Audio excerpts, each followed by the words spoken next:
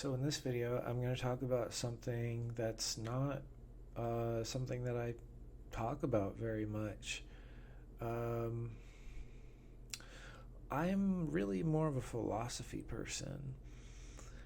I love science and I absolutely support science, and I want everyone to be educated on science, and I know a lot of science. But I'm really, like, personally, like, what I like to talk about most of the time is like philosophy. But I do also like to talk about science. I have a bachelor's degree in physics, uh, and so I'm pretty well educated in science.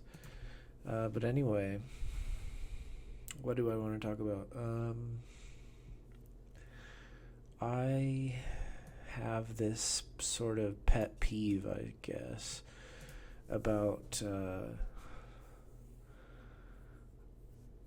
Well, no, it's not a pet peeve. It's just we have this intuition about how space flight works, and we're wrong. Um, Understanding gravity and what it actually does is not. Somehow it's not intuitive. It seems like it would be, but it's not, because gravity seems very, very intuitive from our perspective. Things fall. Things fall. But what does that even mean? What does it mean that things fall? Well, they accelerate down. Yeah, but in space, at high velocities, moving in between big giant planets and stuff. Have you ever seen the paths that some of these orbiters and probes took? It's not like you aim for the planet you want to go to and you hit the gas real hard and eventually you'll get there. No, it doesn't work like that at all. It's so much more complicated than you'd think. Um, if you really want to get lost in this uh, way of thinking, I mean, if you want to lose yourself in what I'm talking about and you don't really get it yet, uh, watch a video about how to pilot a solar sail. Solar sails don't actually exist. They're a hypothetical technology, but they're actually very, very realistic that they really could work. I mean, among a lot of the sci-fi type uh, space propulsion systems, solar sails are some of the most realistic. And that, it's kind of goes along with another pet peeve of mine, is realism in sci-fi, especially outer space sci-fi, which is so physics heavy. I mean, technology-wise, you can imagine technology could do all kinds of crazy things that it can't do if we just discovered some other thing. But in outer space, particularly with regards to gravity, it's very simple and it's universal and you can't get around it. And the way that the ships move in Star Trek, I really love Star Trek. I watch lots of Star Trek. The way the ships move in space it's not really the way that ships actually move in space. They got the idea of a geostationary orbit, and they said, okay, you can have a geostationary orbit anywhere and everywhere, anywhere you want. Just like park your spaceship right there, and not only park it right there, but anyone standing there can just look up and see it. Just little tiny spaceship floating right, just sitting there. That's what it always is in Star Trek. But that's so impossible.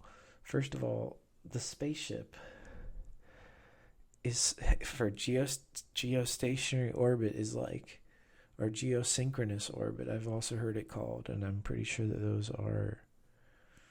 I'm pretty sure that those are the same thing. If not, then I think I'm talking about geosynchronous orbit. That's what they try to say that they're doing in Star Trek, and it really doesn't work that way.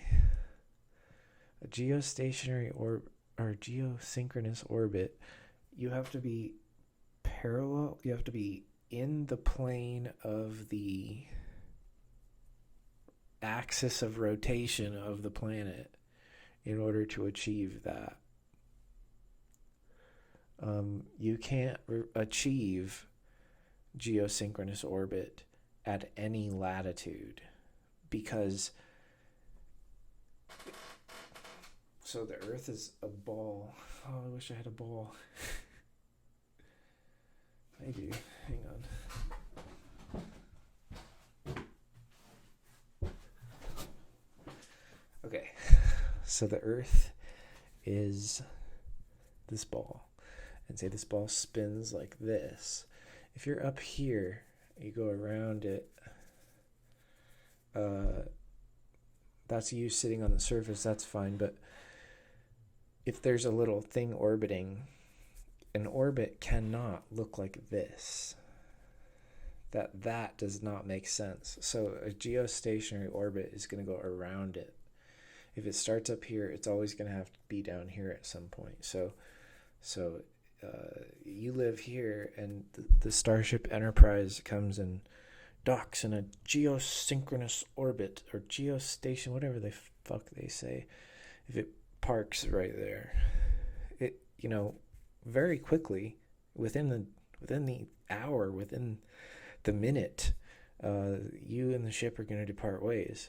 You're going to start going around like this, and the ship is going to start going like this.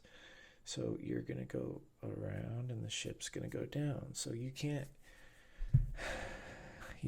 park. But it's the same problem I'm talking about. I'm happy about people being enthusiastic about scientific and technological advanced things such as space travel. I like that people are interested in that because it promotes for them to be scientific, which is very, very good for the world.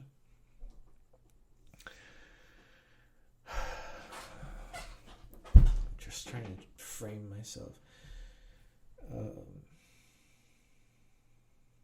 But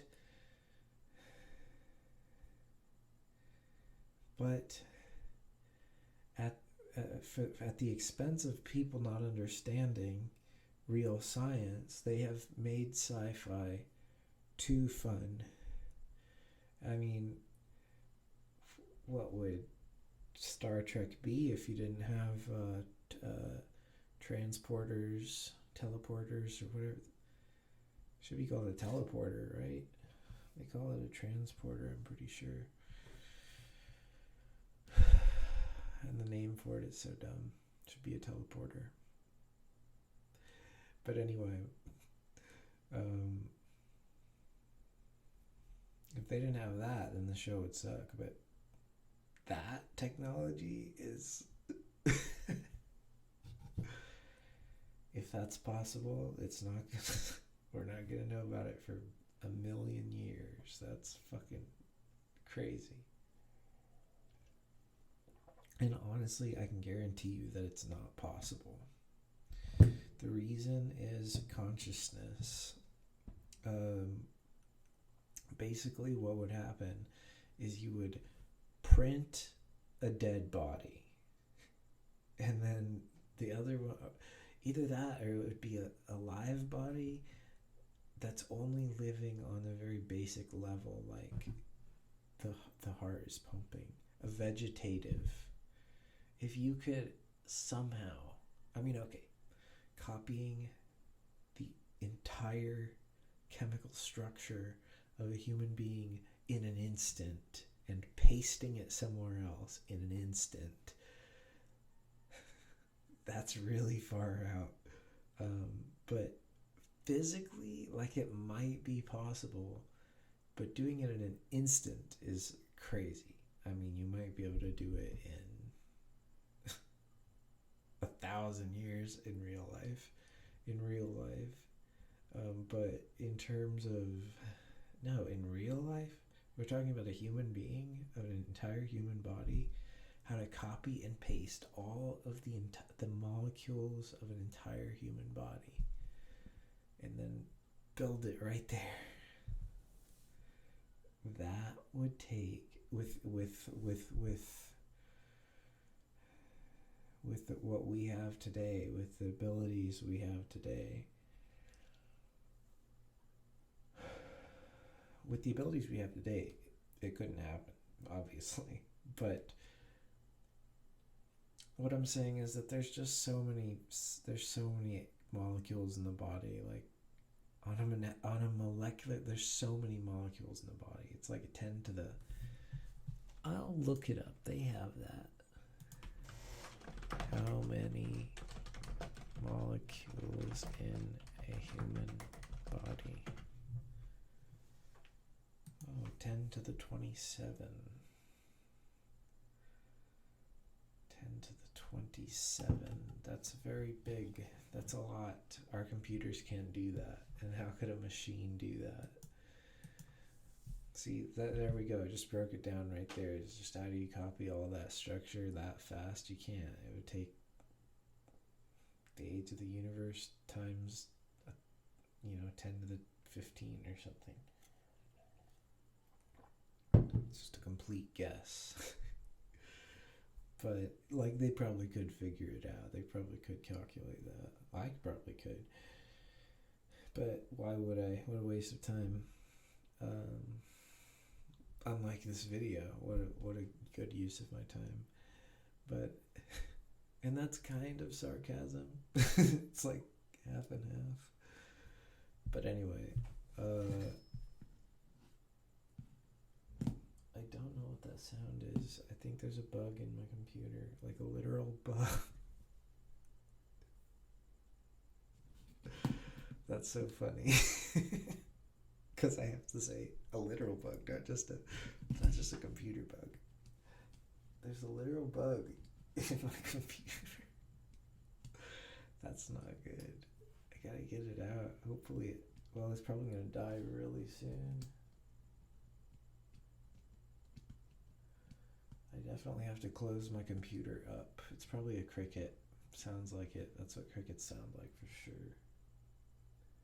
I bet if I shook it around, I could probably find him. Wow, I went off topic, didn't I? Let's go back, okay? All right, so what were we talking about? We're talking about geosynchronous orbits, okay? So those they don't really exist. They are geosynchronous, meaning that they go around just as fast as the Earth does. But you see, if you are on a high latitude, that revolution is going to be like this, and they might meet up. They'll meet up at that one point, but they diverge really quickly. If they meet up again, just for a split second, like you see it go right across the top of the sky, just for a split second. That's what, maybe they are doing that in Star Trek, and they just show it for just a split second, right when it's there. But really in Star Trek, what's happening is those ships are like just right across the sky. That's not a bad idea if you want to retcon that, Star Trek people. Of course, no one can hear me, but that's okay. But I guess that kind of makes sense. You retcon it. Just say, that's what it was all along. We just showed it, when they were sitting there. And normally they're like, because I think it would move really fast. I mean, it goes around the Earth just as fast as the Earth goes around, just for a whole day. In 12 hours, in half a day, it's going to be all the way on the opposite side of the equator. Like, that's fast. So this thing is like, zoo. No, maybe not. Accuracy? You want absolute accuracy? Okay. I'm not going to do the science, but it's like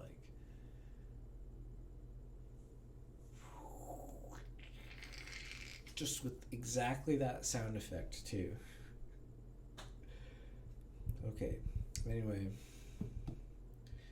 yeah, so when you're in space, you can't like just point your ship at a planet and just say go.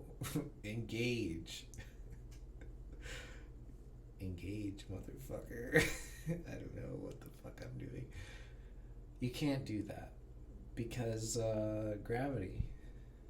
Okay, but warp drives just like totally make gravity not matter. It seems that sucks. Warp drives are just such a cop out as far as like actually making something scientific. Your sci-fi has to be more sci and less fi.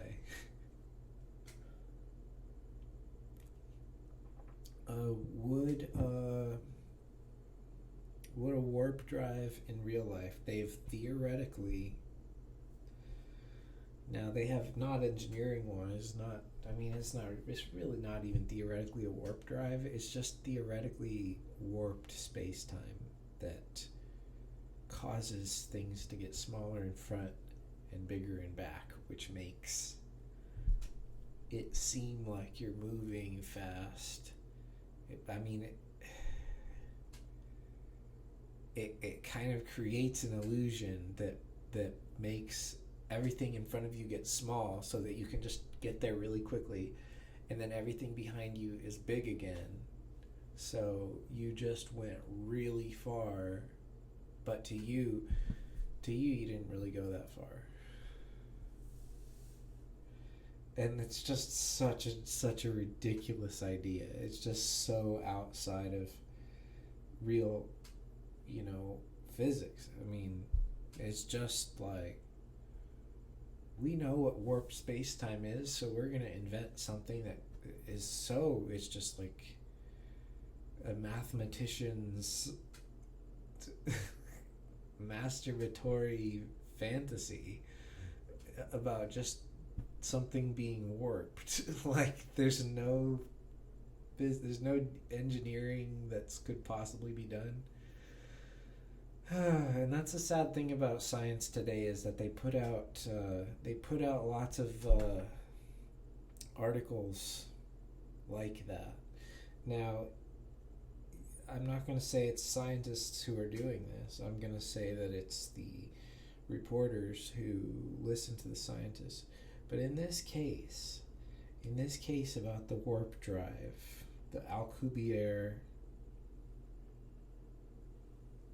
didn't they retcon in Star Trek? They made it so it was like the Alcubierre. What's that guy's name? Cochrane. I think they might have done that. That's actually cool that they did that. But they took the Alcubierre drive, which is what, warp drive in real life. Not real life. It's the mathematician's life, not real life. Alcubierre drive is what it's really called. And then in Star Trek, they call it the Zephram Cochrane warp drive or whatever. Anyway, they have no mechanical way of making it happen. None whatsoever. There are no molecules. There are no chemical reactions. There are no planets. There are no stars, objects, machines. Nothing can cause warping of space-time. That's like more than it should be. Nothing does that. And so warp drive is never gonna happen. Like, if you found something like that, it would be like, how does the universe exist if this thing exists? Because obviously this thing would destroy the universe instantly if it existed. Because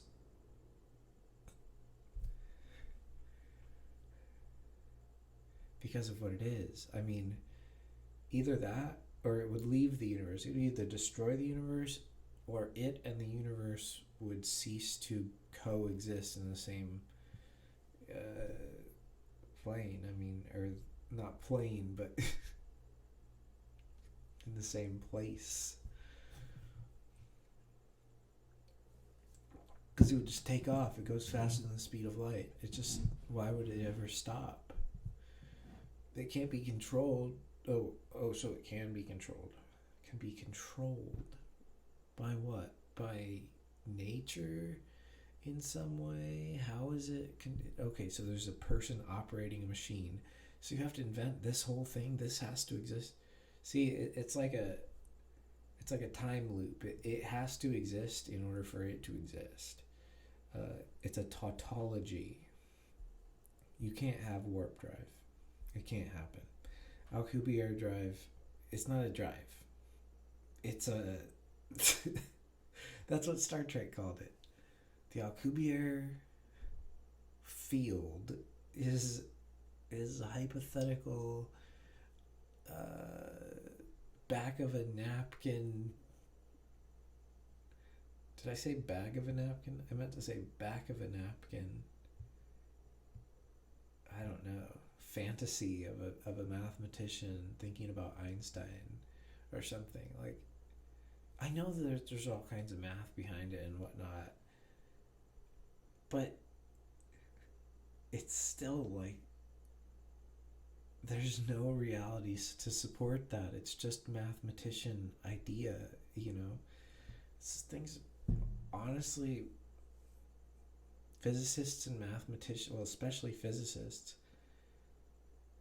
but some mathematicians, they don't seem to know that probably the majority of math is just totally made up, pointless puzzle solving. You just create a new puzzle and then solve it. It's like, what is the ideal way to balance a hot dog on top of a on top of a dog's nose? And, you know, at 10,000 years in the future, there'll be a mathematician who, like, uses the biggest supercomputer in the world to perfectly calculate the, like, some kind of, it's like, that's what math is going to become, you know, if it survives. It's just like, why wouldn't it survive? Well, I mean, because I don't know if humanity's going to survive, and if we do, I don't know if there's going to be much time for people to sit down and obsess over silly things like what mathematicians obsess over a lot of the time. It is silly. It's, I mean, some of it's not. Some of it's very, very important. But a lot of it is really silly. What numbers, when you add their digits together, will, you know, be a multiple of the square root of the number of prime factors in the original number? That's really something that mathematicians have sat down and listed out every number that fulfills that, what I just said. I mean, you could do it. Go ahead. Go waste your fucking life. I don't know how you can survive. I don't know where you're getting money to do stuff like that. Or maybe you're not. Maybe you just do it as a hobby. But seriously, mathematicians who study that stuff are... I love them, though. It's cute. It's like... That's all it is, though. It's just cute.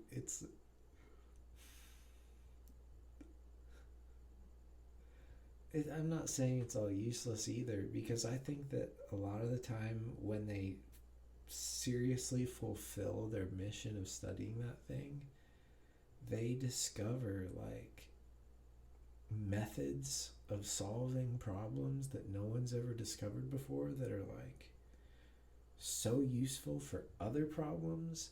So that's where mathematics really shines, is when mathematicians become so proficient at reading mathematical language that they actually learn about a lot of different methods that people used to solve problems. They themselves may be working on a problem and they may learn of the method of how to solve it through somebody else's work on a different problem. In fact, it may not just be the method, it may be the results of that work that help them find the answer to their work. And so through that process, some of the biggest problems in mathematics are solved. They are solved by working on or using what somebody else discovered for a completely different problem. That's beautiful. So, and it's hard to tell when a mathematician's work is a waste of time or not. It's hard to tell because some of that silly stuff that's just pointless math is like in disguise. It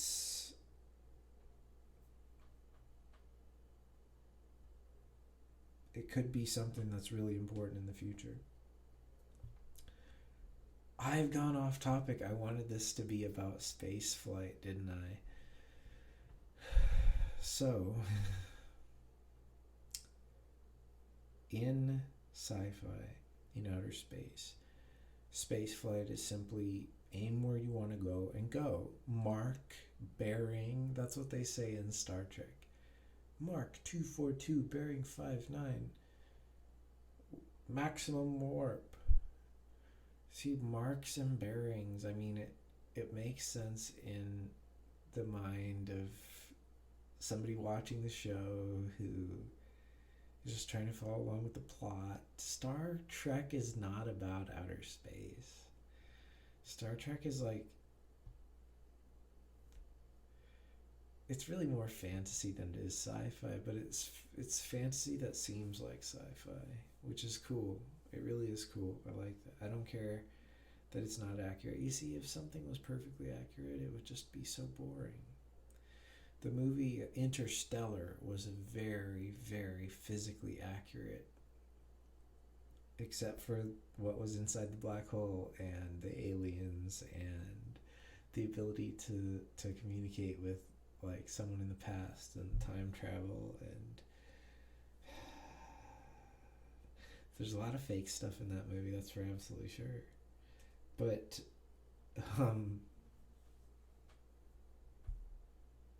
it's very accurate as far as how space flight works, particularly. But also like what that black hole looked like. That was exactly what the way that the light bends. That was just so cool to see in that movie Interstellar. That was amazing. And they got the Einstein, the special relativity. They got that down pretty well too.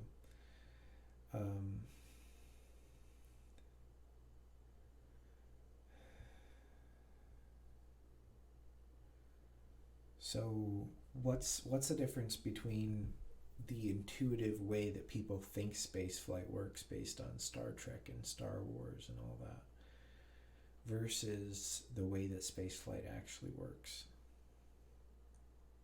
Well, steering in real life spaceflight is not a matter of, it's not a steering wheel. And you say, okay, that's because it's two-dimensional. A steering wheel is just left and right. We have to go up and down too. So you need two steering wheels like they do in Star Trek with their mark and their bearing. Or whatever they say. I can't. They probably change it in the different shows. I don't know. But it makes perfect sense because they're in 3 dimensions, so they need 2 bearings to actually go where they want to go. Oh, it makes perfect sense. In the dream world, our minds we understand like empty space and objects floating in that empty space, and you aim and you go, and it's all so peaceful. This may be real in like a big space station capsule that's orbiting the Earth. That's like zero gravity. Space is not zero gravity. The idea of zero gravity, that's just falling. And they call it microgravity. The astronauts in NASA, they call it microgravity, but personally, I hate that term. It's not microgravity. Microgravity would be like the moon. The moon is microgravity. Orbit is not microgravity. Orbit is falling. There's no such thing as zero gravity. There's no such thing as microgravity as far as orbits are concerned. Microgravity is like the moon, or like being on an asteroid. So NASA's wrong about this when they call the orbit microgravity. You have to, the words have to be right. The words have to make sense. It's not microgravity, it's falling. So, but they don't want to say that the people in the ISS are falling.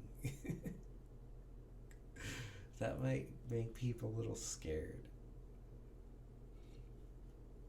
They are falling. That's what that is. And when you're in space and you experience zero G, you're falling. That's all. That. And when you fall, have you ever jumped off of something really high into water or something, or been on a trampoline or a roller coaster of some kind? Those aren't exactly the same. But if you're just falling, or skydiving, I've never done that. I don't ever want to do that. But if you're just like falling, it's the same thing as zero G. You can take your food and, you know, your French fries and just let go of them, and they'll all just float right there in front of your face. Not accounting for wind resistance, though.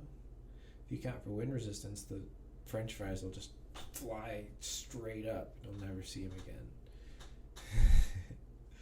Because they're really lightweight, and when the air hits them, and they'll start doing that, and you know, they bump into the air more than we do because we're all dense.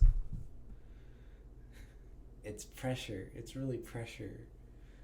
It's how much pressure per square inch of our cross section of the velocity vector. I could go on forever here. Let's get back to spaceflight. So, no, the way that spaceflight actually works in real life, without warp drives and all that shit, is that you have to use gravity to get where you're going. That's the simple fact about it. You see, light cannot escape gravity. This is something that Einstein figured out. I don't want to say he discovered it, because he was a theoretician, not really an experimentalist or observationalist. He theorized that light bends around gravitational sources, and they proved him right while he was alive soon after, simply by looking at the edge of the sun, the stars right on the edge of the sun during a solar eclipse, and noticing that they bent.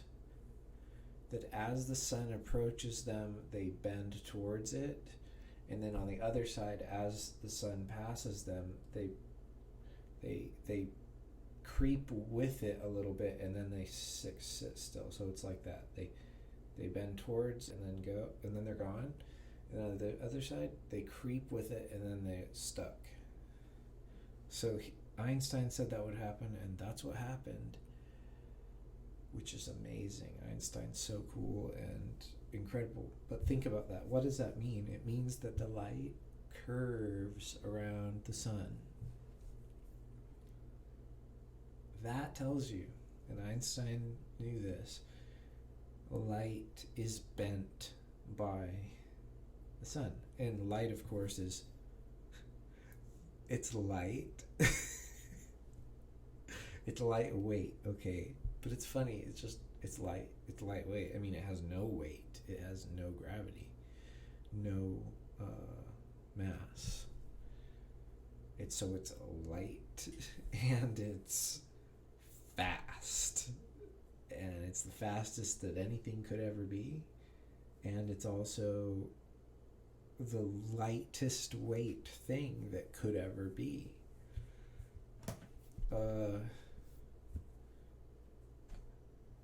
So that combination tells you nothing can compare as far as being able to travel in a straight line in outer space. Nothing could ever compare to light.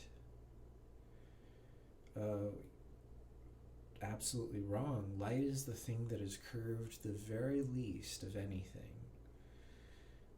You realize that if light is curved by gravity, anything slower is going to be curved much more, and anything heavier is also going to be curved more and is going to curve more.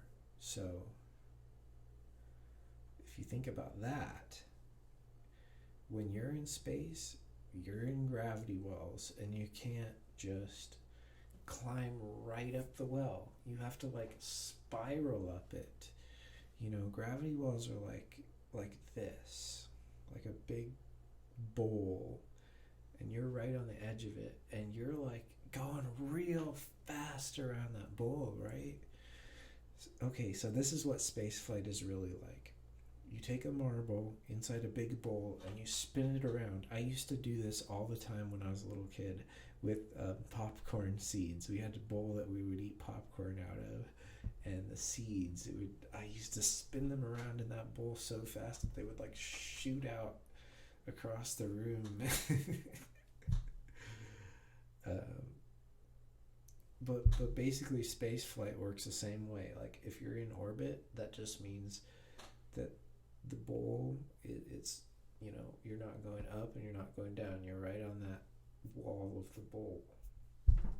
Think about that though. At any given moment, if you were in that little seed, which is in orbit, it's just a spaceship in orbit. If you want to go up, you want to go out into space, say towards Polaris or something. I just thought of a name of a star. You want to go towards Polaris. You, at any moment, you point towards Polaris and you turn on your thrusters.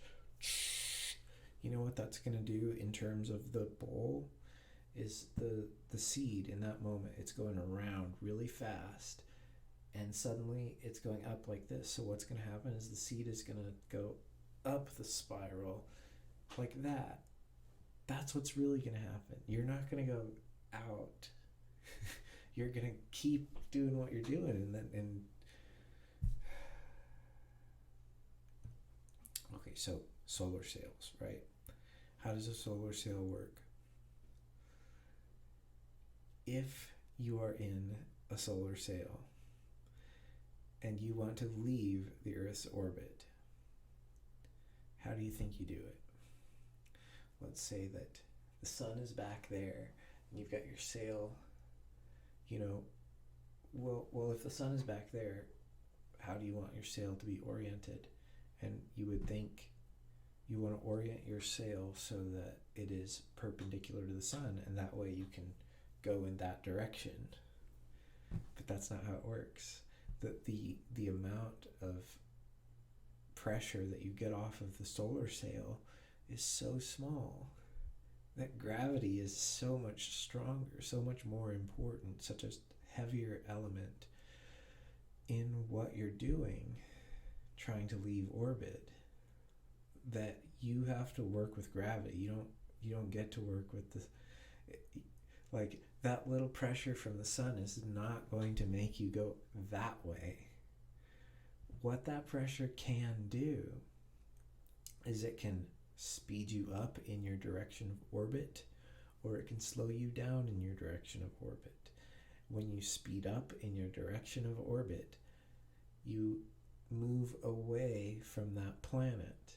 When you slow down, You move towards it. That's all there is to it. That is how space flight works. It's about speeding up the orbit velocity or slowing it down. When you speed it up, you go away from that planet. But remember, you move in a spiral. Everything in spaceflight moves in spirals. And this is another really huge, incredible reason why the fact that NASA landed on the moon with a human being, with several human beings, is like so epic. Like you don't understand. They had to calculate those spirals perfectly in time. They had to plan it with the planets, if you consider the moon a planet. They had to, and for all the other missions too, getting them to land on Mars, that's insane. You don't know. Getting to go to Pluto, holy crap. Like, everything they had to do was all about gravity. You think that the engines of the rocket made it go there? They pointed their engine right at Pluto and just, or like you think it's like that's where Pluto is going to be by the time our engines would get us there. So let's point there. Like, Pluto may be way over there, but it's moving like this. So we point our engines here and we should meet it right when it gets there, right? It's nothing like that. I mean, what it's really like is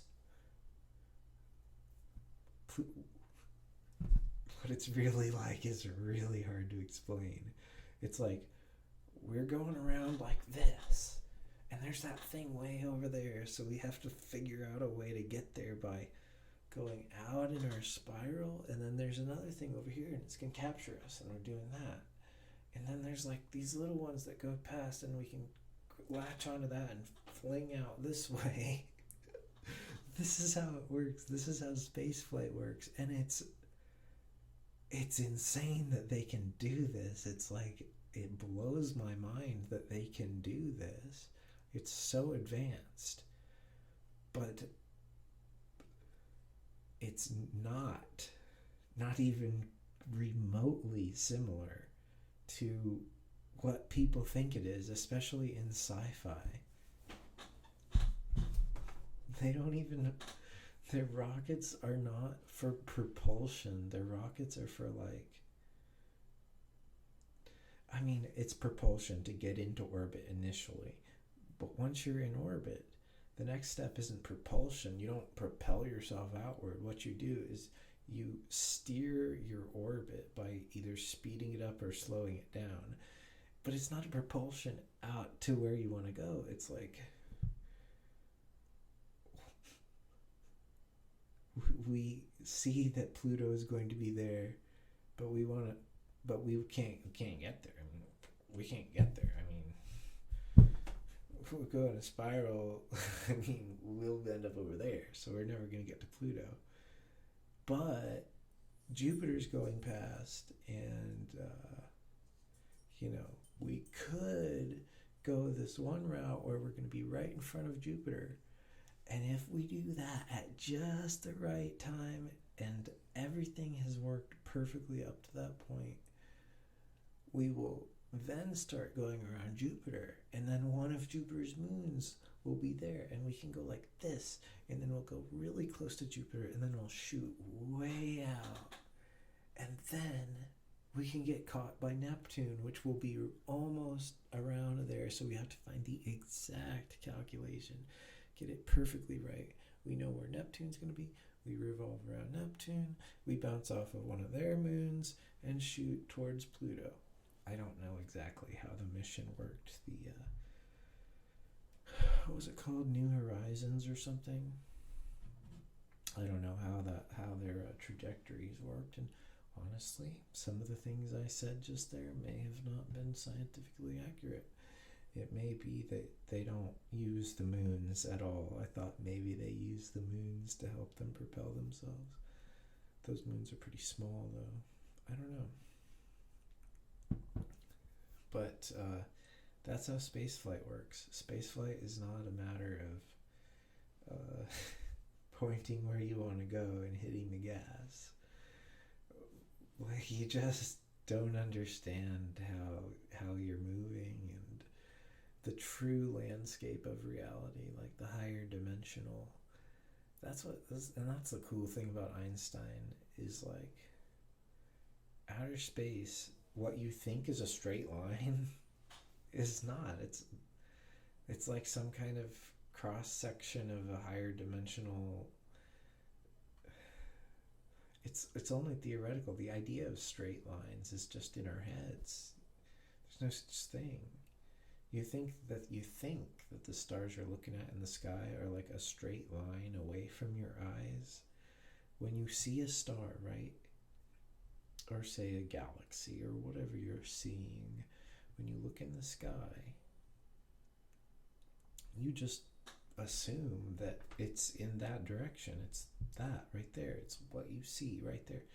But see, that light has warped so much. It has zigzagged. It has curved around so many different galaxies and stars and whatnot before it reaches your eyes. And so thus, if you were to hypothetically draw a straight line to the actual object and where it is now, it's like way over there. When you think it's over there, that's like, and that's light. Light gets curved that much. How much do you think a rocket ship gets curved in space? So with that in mind, that all of our space missions have to be like these crazy spirals, and then it's like you start over here, it gets a bigger spiral, and then it gets stuck on this one, and then you're spiraling, and then it hits something, or it bounces. What do they call it? It slingshots around a little thing over here, and it goes zoop. And then it's doing this big spiral around the sun or something. There's just such crazy things that can be going on.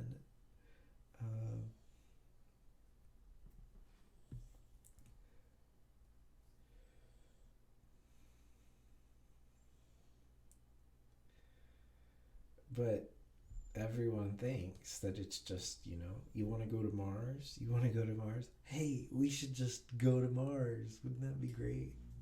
Wouldn't it be funny if if each of us had the technology, like, hop in your car, your space car, and just go to Mars? I mean, hey, you want to go to Mars? Let's go hang out on Mars.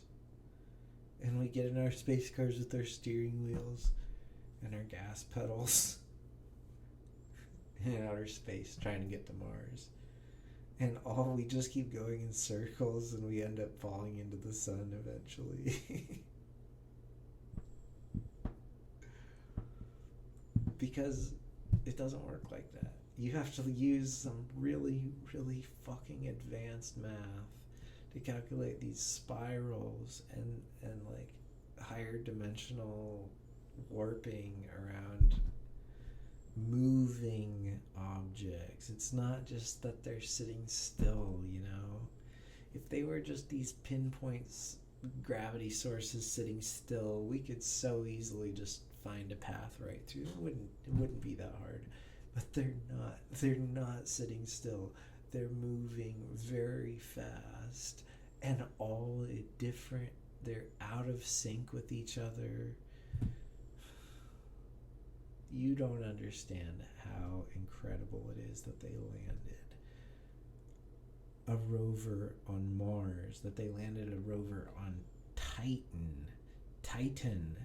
You don't get it. Titan is one of Saturn's moons. They landed. Did they? I think they did. I think it didn't land. I think it crashed. But they still got it there. I mean, you don't get it. That's a moon on a planet that's way out there, going at different speeds than all the other planets. They're all going different speeds. They never line up. They like hardly, and they are.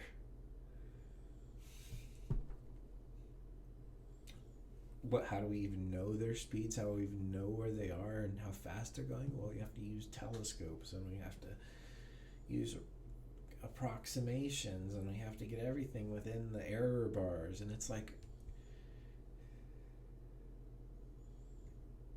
you can't do that by a steering wheel, by mark and bearing, by thrusters, and you can't do that as a driver. You do that as a fucking high-end mathematician with a supercomputer. If this, of course it's silly, sci-fi nonsense, but if we could ever have vehicles that could just take us wherever we wanted to go in the universe, if anything, it would be you press a button and it does all of that insane math, and it's connected with all of the telescopes and all of the supercomputers around the world, and it can determine exactly what journey, what the flight plan should be.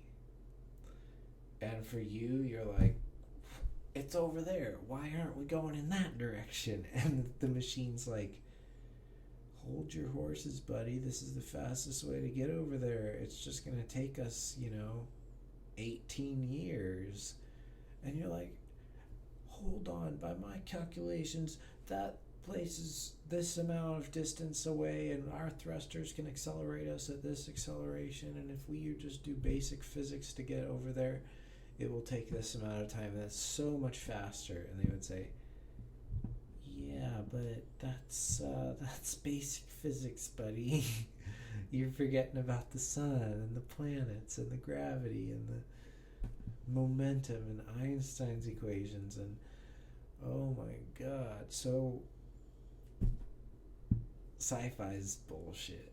Sci-fi is like almost all of it's bullshit. I mean, I really await the day when there's like a realistic sci-fi movie. Okay, no, it's not even sci-fi. No, it's not. Apollo 13, that's a really great, perfectly scientifically accurate movie, but it's not sci-fi. So that's actually a true story, which I love that movie. It's like the only movie with outer space in it that's accurate. The movie Gravity it's not very accurate, but it's closer than most other sci-fi. And I'd say something doesn't have to be futuristic to be sci-fi. It just has to be like scientific in a way. Interstellar's got a lot of really great science in it, but it's also very fantasy. But not like the majority of the movie, just like certain small parts. Majority of that movie's pretty scientific. I like it. What is the point of me talking right now?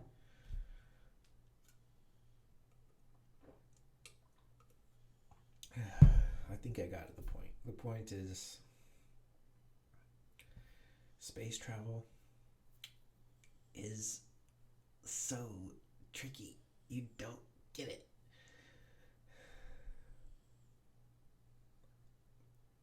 When I went into college, I actually did want to work for NASA. I wanted to do science on the sun.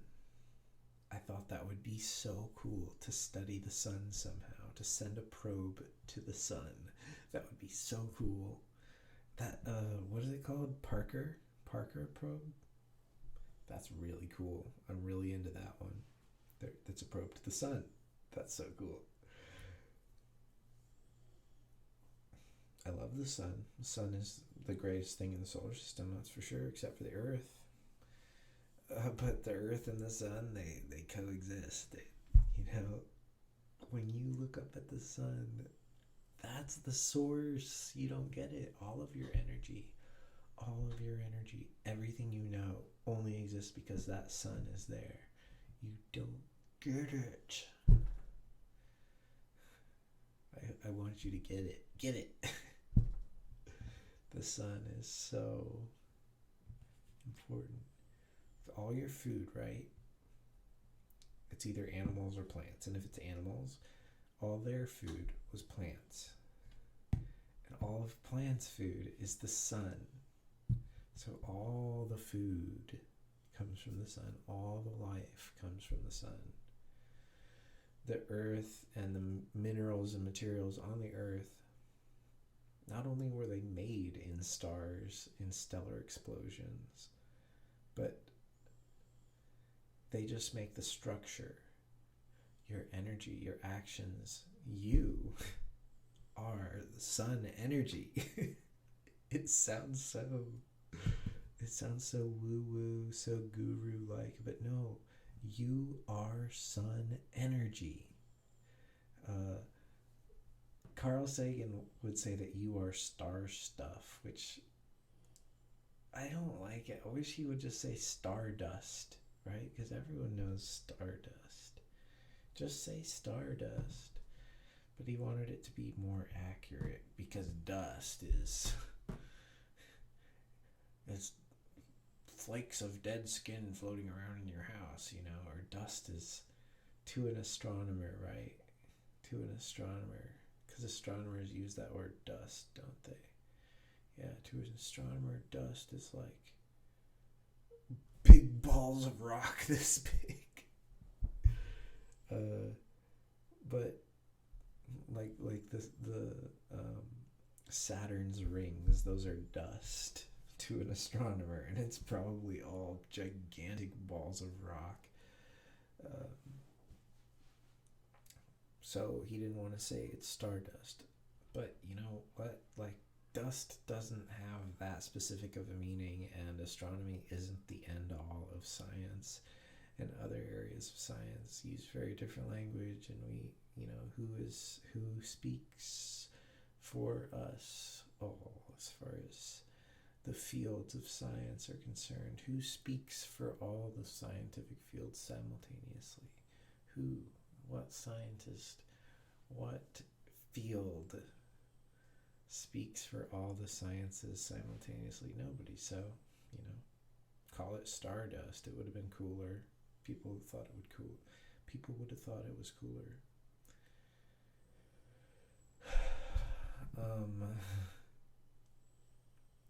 But it's an interesting little thing to note, isn't it, that Carl Sagan wanted to tell you that you're made of the same stuff that stars are made. He wanted to tell you that your body comes from materials that were made in dead stars or dying stars. And it's true, and it's cool, but it's really not that cool. And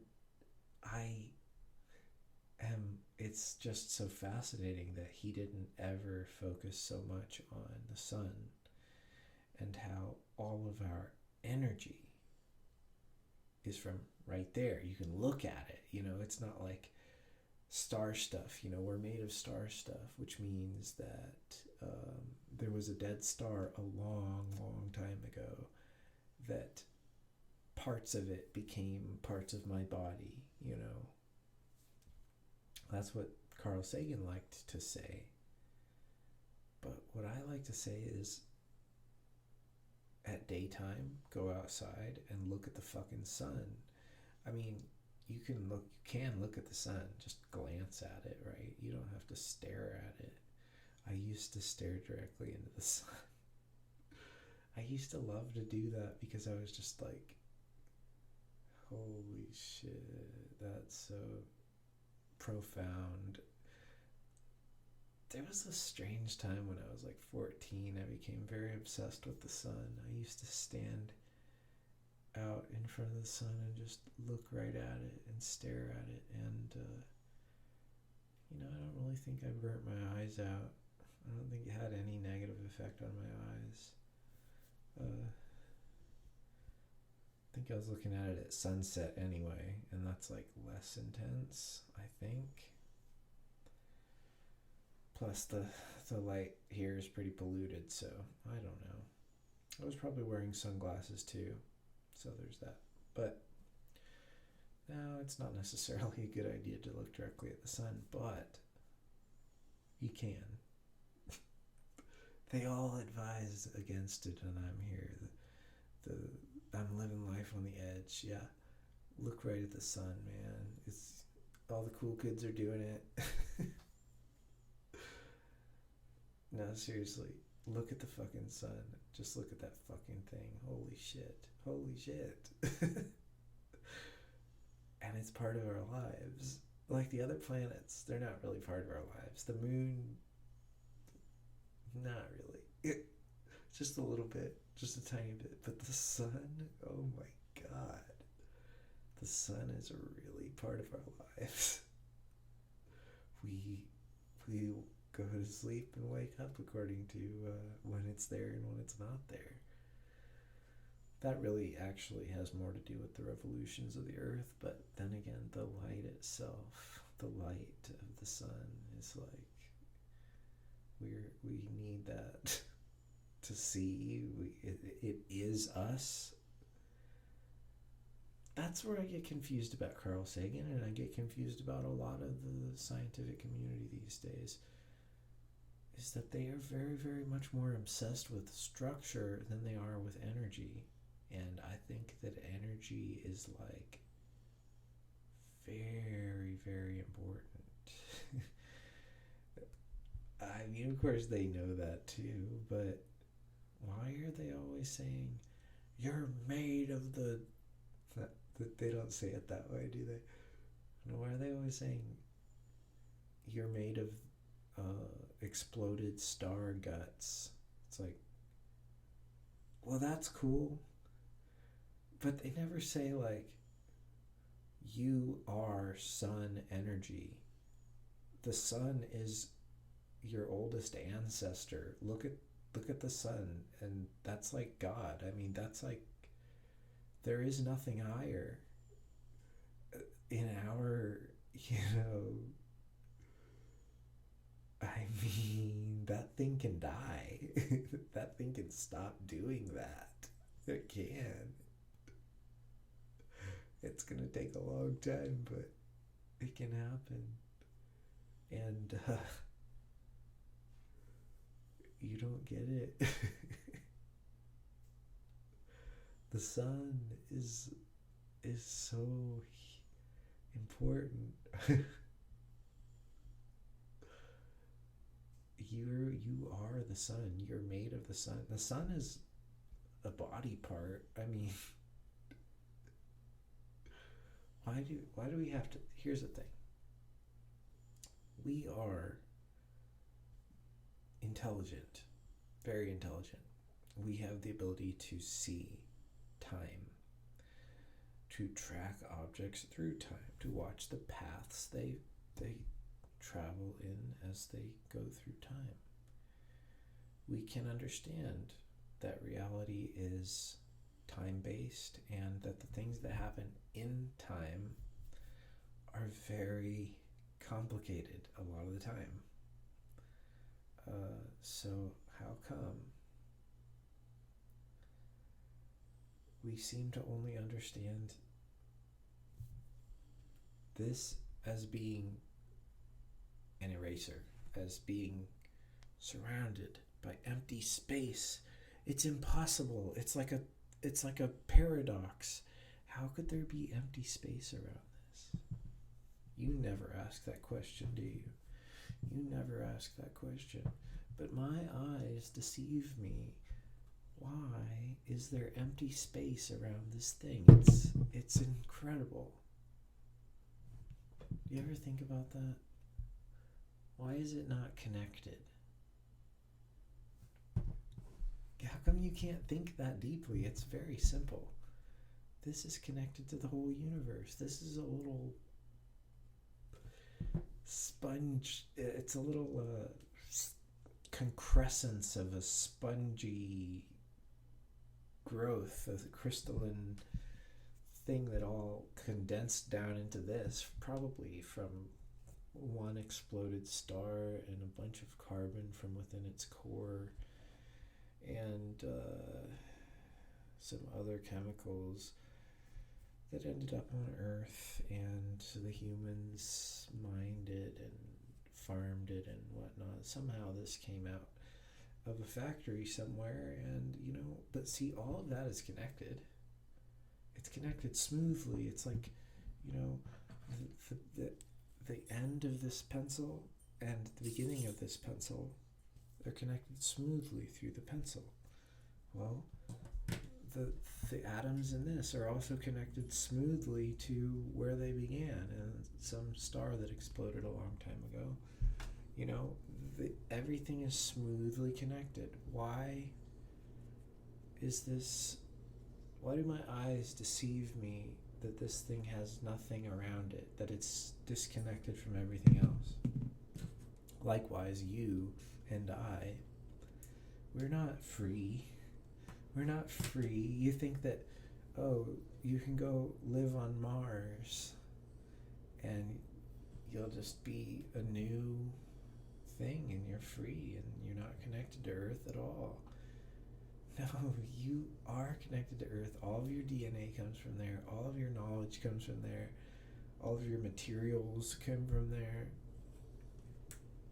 I mean, time is something that connects the present to the past. So, time is just like the length of this pencil. It smoothly connects this side to this side. Time smoothly connects your birth to your death.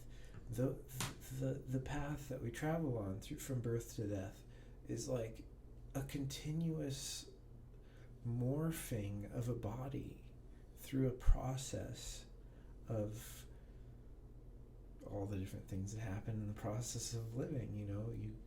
You grow up, you might get softer, you might get harder, you might lose your hair, but see, these are all a process of moving a cross section through a four-dimensional object.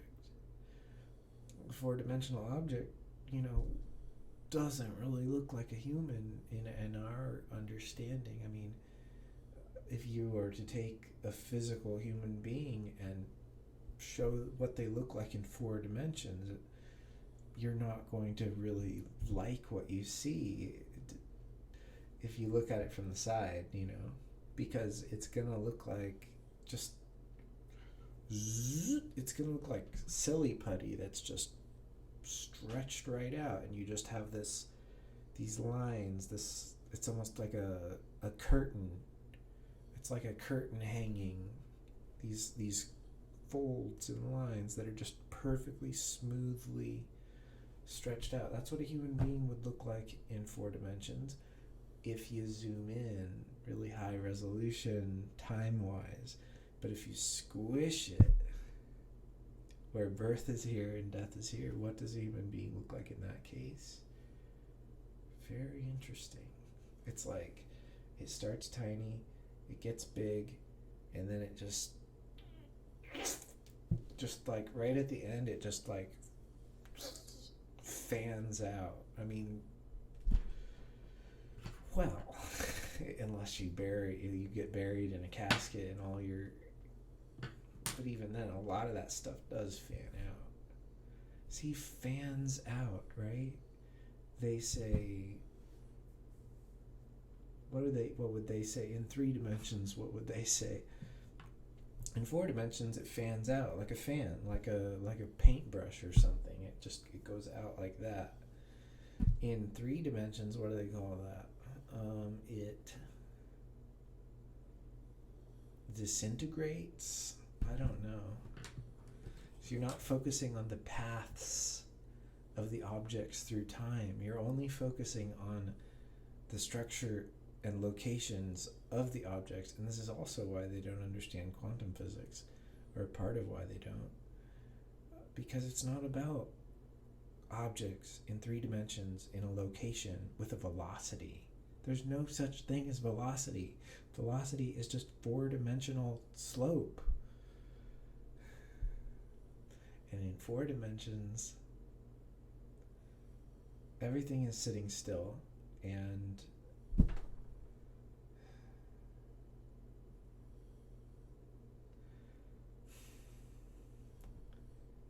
I am getting close to the end of this video. This is me overdoing it, but I enjoy overdoing it just as much as I enjoy doing it right. So I like whatever I do, I like it. I never dislike the things that I do. Anyway, I think I said it. I think I said it, what I was trying to say. So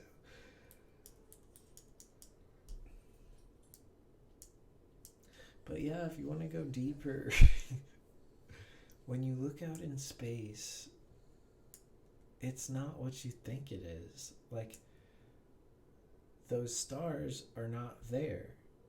Not only have they moved, but even having moved, the light that you're seeing went on a curved path. And so they are, not only are they moving, but even if they were sitting still, that light would not, it wouldn't be a straight line to them. The light curves, so they're somewhere else. The light is curved before it got to you. So, like, say I'm looking out there, right? And the light curves like this. It goes around to my left and then towards me. That would make it look to me like the light is out there, but it's actually out there. You see the angle of the approach of the light vector as it reaches me. That angle being, with respect to this and this, I suppose, that angle is what you see as the location of the star in the sky. Our visual system is angular, but space is like, I'm just losing what I'm trying to say here. So when something curves, the new angle that it comes in at, that's where you see that object, when really it's over there. So what you see in the sky is not what you get. Plus, those objects are moving, so they are, not only is it over there, but it's also over here because it moved. And so this light should be over here, but it's curved, so it's over here. So if you think about that, and think about the fact that light is the fastest thing, it's the most unwavering motion ever. You could never have something that is as unwavering as light. And yet light curves like that. And then you say, now how about humans strapped to a big rocket? Is that going to curve more or less than light? It's going to curve a lot more. And so if light takes curved paths, the paths that humans in a rocket take is like, it does crazy loopy spirally things, and that's the only way they know. It's the only way there is to travel in space. Absolutely nothing like in any sci-fi show where they can travel from one place to another. You can't simply get to the orbit of moon and say, you know what, I want to go to Mars. And then you get to Mars and you're like, you know what? I want to go to Pluto. Everything has to be planned out from the beginning. Once you get there, you can't suddenly decide, we're going to do a different thing now. We're going to go exploring. You can't. You have to plan it all out. Because it's this super advanced mathematical path that it calculates based on four-dimensional space-time warping and moving sources of that warping at the same time. So if you think we're that advanced, like they are in Star Trek, or that we could ever be, you're wrong, because that is just Gene Roddenberry's fantasy from a dream he had. It's not scientific. And almost none of space travel movies or TV shows or books, almost none of them are realistic. It's fun, but it's never going to happen, because outer space is not this empty Euclidean algebraic space. Outer space is this curved, twisted mess of higher dimensions, of curvatures in higher dimensions. So you can't go in straight lines. There are no straight lines in space. And that makes space travel almost impossible. You see, NASA does it so often that we think it's just anything. Just send it to Mars. I mean, we can send shit to Mars. NASA does it every day, but you know, they're doing the impossible every day. They're doing the impossible over and over and over, because their computers are so powerful that they can actually plot these trajectories. They used to do it by hand. They did the moon missions by hand. They probably used a calculator, whatever technology they had to help them calculate, but seriously, the math itself was done by hand, and that's incredible. But they get to Mars, that takes a supercomputer, and gosh, that's some good theory. If you can get to fucking Mars and land, they had that like 7-minute window of lack of control or something. They had no idea what was happening for 7 minutes, and then wow. So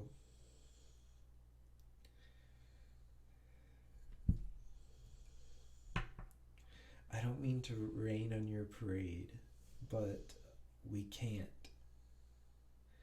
It can't be done. I'm sorry. We can't travel between the Earth and Mars. It's just, you don't get it. This is deep math that takes planning, that takes luck. Luck, okay? How did they get Voyager where it is? Luck. It was a lucky alignment of the planets that allowed them to take that path. You have to wait for the planets to go in the right place. It's like astrology. Space travel is closer to astrology than it is to land travel, because you have to wait for the planets to get in the right alignments and stuff in order for stuff to be even possible. Like, they might, you think, well, if we had the money, we could go to Mars right now. No, you have to plan it out. Like, you have to use a supercomputer. I always say that word. That word's so silly, but it is a real thing. You have to use a supercomputer to find the year and the month in which a path will become available that will take you to Mars. It's not like you can just go there anytime. You have to wait for things to align. You have to wait for the planets to get in the right places. and it's luck. And not only that, but luck and really advanced math. And they may say that things are easier than I say they are, but they're not that much easier. They're just a little bit easier. So, forget about this idea of space travel. Forget about it. Forget about the nostalgia, the good old days of Star Trek and Star Wars when we thought that maybe someday that's going to be real. It's never going to be real. Sorry. I mean, our solar system's dead. The nearest star would take us something like 100,000 years to get there. That's the nearest star. Looks like we haven't received any signals from out there. Yeah, it looks like the whole, we're alone. SETI hasn't found anything. You'd think they would have found something by now. But no, we haven't found much of anything. We're pretty much alone. And there's no escaping that. It's not like someday we find those little green guys under the rock that we didn't look under on the moon. No, the moon's dead. Mars is dead. Saturn's dead. The sun's dead. Even though the sun is life.